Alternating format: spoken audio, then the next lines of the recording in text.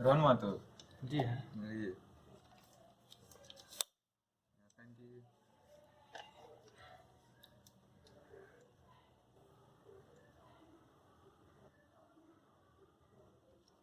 Thank you.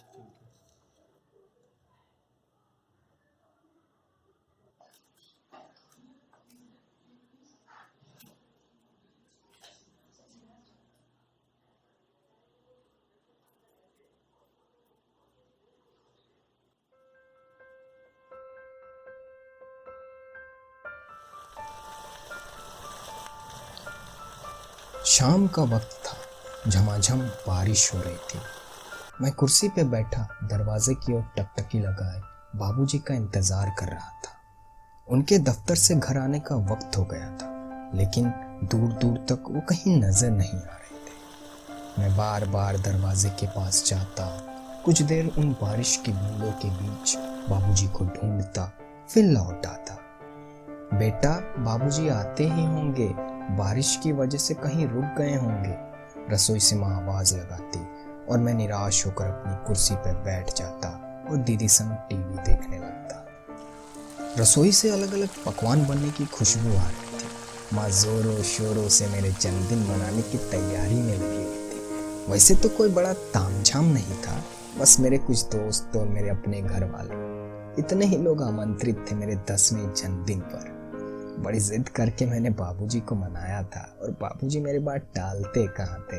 वो तो मुझसे सबसे ज्यादा प्यार करते थे। अचानक बाहर से किसी गाड़ी की आवाज आई। मुझे लगा बाबूजी आ गए और मेरा केक भी आ गया।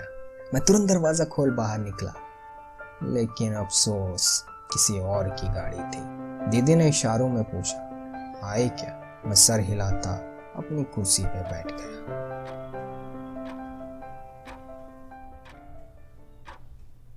ऐसे ही वक्त बीतता रहा और 7 बज गए। ना तो बारिश रुक रही थी और ना ही बाबूजी आ रहे थे। मैं थोड़ा बेचैन होने लगा। माँ के पास जाता तो मुझे समझा बुझा के वापस भेज देती। फिर अचानक टेलीफोन की घंटी बजी। दीदी कुर्सी से उठकर फोन उठाने गई। कुछ देर बात करने के बाद वो रसोई में माँ के पास गई। शायद उन्हीं के लिए फोन था। माँ फोन उठाकर बात करने लगी। अचानक उनके हाथ से टेलीफोन का रिसीवर छूट गया और उसके बाद क्या हुआ मुझे कुछ समझ नहीं आया। माँ दीदी से कुछ कहकर कहीं बाहर चली गई। मैंने दीदी से पूछा, पर शायद उन्हें भी कुछ पता नहीं था कि उस वक्त क्या हो रहा था। और इसी तरह माँ बाबूजी का इंतजार करते करते मैं कब दीदी की गोद में सो गया पता ही नहीं चला।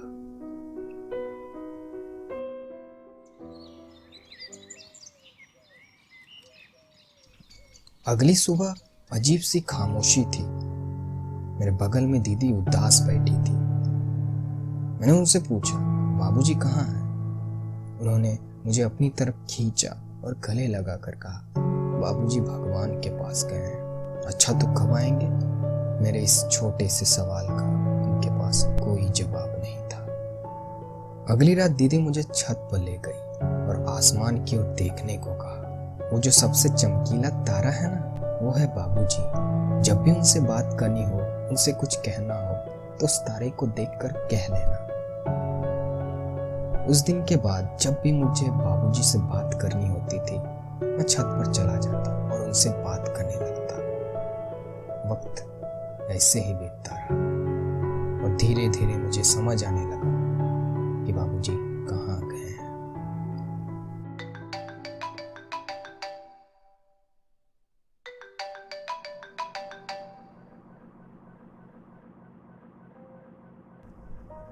हेलो जन्मदिन मुबारक हो रोहन।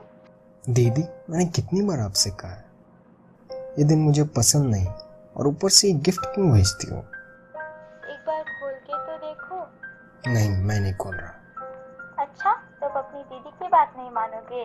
ठीक है, खोलता हूँ।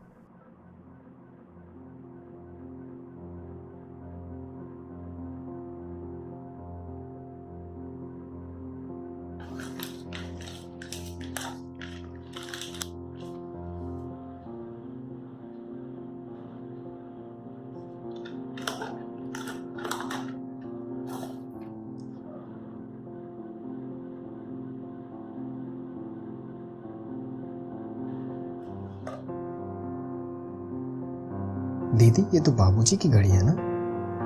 हाँ रोहन, मैंने इसे ठीक करवा के तुम्हें भेजी है। इसे जरूर पहनना। बाबूजी का आशीर्वाद हमेशा तुम्हारे साथ रहेगा। ठीक है दीदी, मैं आपसे बाद में बात करता हूँ।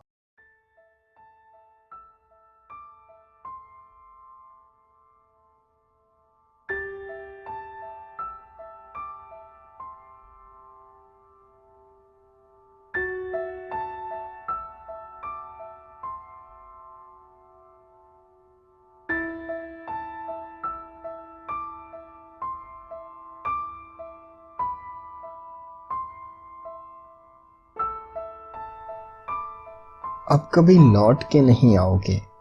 जिंदगी में ये कैसी अंधड़ आई है। अब तारों से दिल नहीं भरता, अब तारों से दिल नहीं भरता। मुझको ये कैसी समझ आई है। यूं तो तेरे कंधों पे बैठ के घूमने की उम्र नहीं है। यूं तो तेरे कंधों पे बैठ के घूमने की उम्र नहीं है। पर मायूसियों में मेरे कंधों पे तेरे हाथ क्यों नहीं है। यूं जो छोड़ गए तुम, यूं जो छोड़ गए तुम।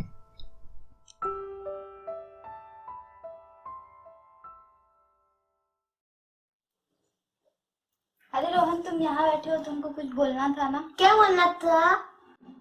ओ आ गया, आप ही बोल दीजिए। चलो तो मैं साथ बोलते हैं। ठीक है। अगर ये कहानी आपको अच्छी लगे तो उसे लाइक कीजिए। अगर आपका कोई सुझाव है तो उसे कमेंट सेक्शन में डालिए और इस वीडियो को अपने दोस्तों के साथ शेयर कीजिए। अगर इस चैनल को अभी तक आपने सब्सक्राइब नहीं किया तो उसे सब्सक्राइब कीजिए अभी तुरंत। चलो सबको बाय बोलते हैं। बाय।